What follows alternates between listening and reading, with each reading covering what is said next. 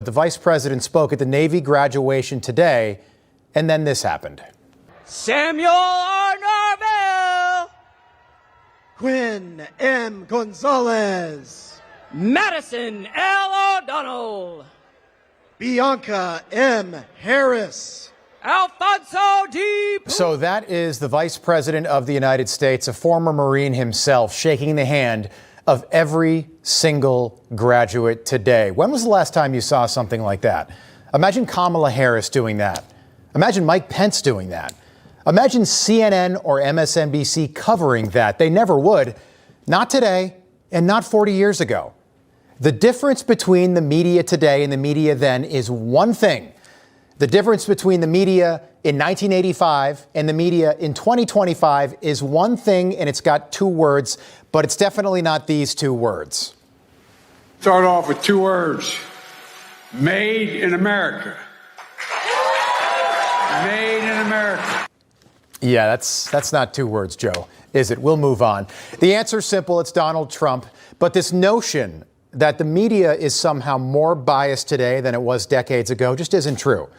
As long as there's been TV news, there has been bias. As long as there has been TV news, there has been anti-Republican TV news.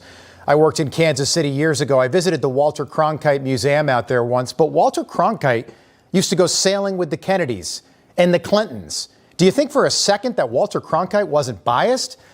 Edward R. Murrow, the patron saint of journalism, worked for Adlai Stevenson's campaign for president. Adlai Stevenson was a Democrat. He ran for president twice. Do you think that Edward R. Murrow wasn't biased? Do you remember how anti-Republican Dan Rather was? 1/4 of the people who say that, they rather like you, believe you're hiding something. Now, if you are, here's a chance to get it out. You know what I'm hiding? What I told the president. That's the only thing. You said that if you had known this was an arms for hostages swap, that you would have opposed it. You also said that you did not know that. May I answer that? That wasn't a question. It was a statement. Yes, it was a statement. Let me ask the question, if I may, first. The president himself has said he wants all the facts out.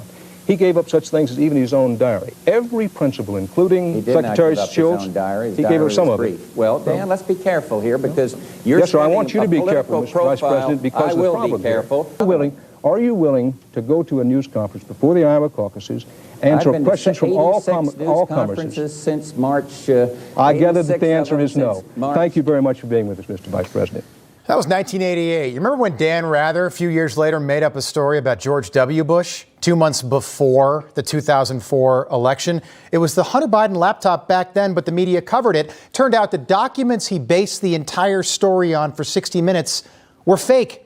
Dan Rather was out of a job a year later, which might remind you of the most recent CBS News anchor, so obviously pro-Joe Biden and Kamala Harris, that she lost her job too. He landed in Green Bay just a short time ago and then pulled this campaign stunt, speaking to reporters from a garbage truck. Proof that he and his supporters are giving no grace to a gaffe by President Biden, where he, in his explanation, inadvertently called Trump supporters garbage. This, of course, was in response to that racist joke about floating garbage told at a Trump rally just last weekend. Vice President Harris is distancing herself from the negativity and trying to drive home her unifying message that if elected, she will represent all Americans. All right, this headline a day ago actually made me laugh. Washington Post, quote, "If Biden was too frail for his job, voters should have been informed," like it's some kind of public service announcement or something. Voters should have been informed. Washington Post, it's your job to inform them. Republican voters knew what was going on. They voted for Donald Trump.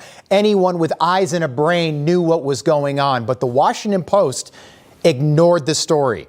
Transparency is essential for democratic processes to operate as intended. Again, like a public service announcement. This coming from the same newspaper that didn't print a word about Biden cognitive impairment until after the June debate. This from the same newspaper that brought down Richard Nixon, the same paper that investigated Watergate. Watergate at the time, the biggest political scandal in presidential history. They made a movie about it. It was such a big deal. You've probably seen the movie. 1976, All the President's Men. It was nominated for 8 Academy Awards, including Best Picture. Robert Redford and Dustin Hoffman played the Washington Post reporters who broke that story.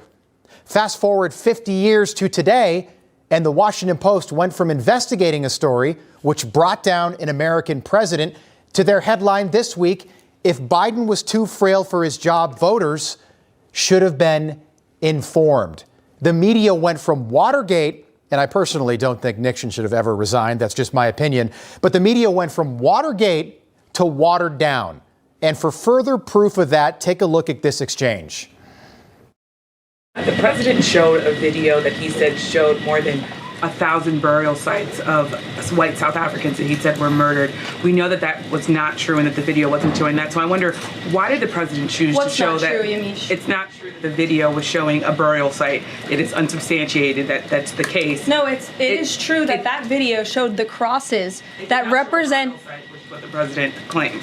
The video showed images of crosses in South Africa about white farmers who have been killed and politically persecuted because of the color of their skin. Who at the White House? It did show that. It showed white crosses representing people who have perished because of racial persecution. Verifies the videos that the president shows, and what protocols are in place when there's unsubstantiated information being put out for the world and world leaders to show? Yamiche, what's unsubstantiated about the video?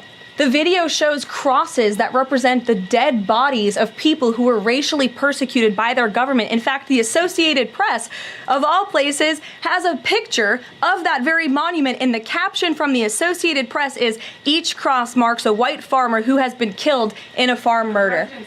All right, so that reporter right there works for NBC News. No surprise there. And during the same week that the book about the 5-year Joe Biden health cover-up and the cover-up of that cover-up came out, this reporter thinks the appropriate question to ask the White House press secretary is what protocols are in place when there is unsubstantiated video put out to the world. You cannot make this stuff up. For 4 years, the media, other politicians, and more importantly, the American people were lied to every single day by the Biden White House.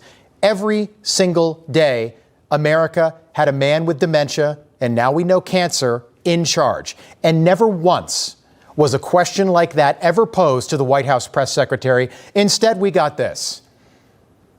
The president blamed jet lag for his debate performance. I think in addition to the 2 major trips, he was also continued to do his presidential duties. He worked late in doing that, and he also prepared for the debate. And on top of that, there was obviously the jet lag. It is not a cover-up. I know that is the narrative that you all want. It is not. We're seeing these deep fakes, these manipulated videos, and it is, again, done in bad faith. The saddest part of this whole story, if they made all the president's men today, it would have a different name. It would be a much different movie. Instead, all the reporters who took part in the cover-up of the cover-up would play starring roles. Whoopi Goldberg would play Whoopi Goldberg, and she would play Kamala Harris. Danny DeVito would play Brian Stelter. Beaker from The Muppets would play Joe Scarborough. And of course, George Clooney would play Jake Tapper. The movie would be called All Joe Biden's Men and Women and Persons. And everyone on the left would hate it, because for once Hollywood would finally have made a movie that told the truth about Joe Biden and the Democrats.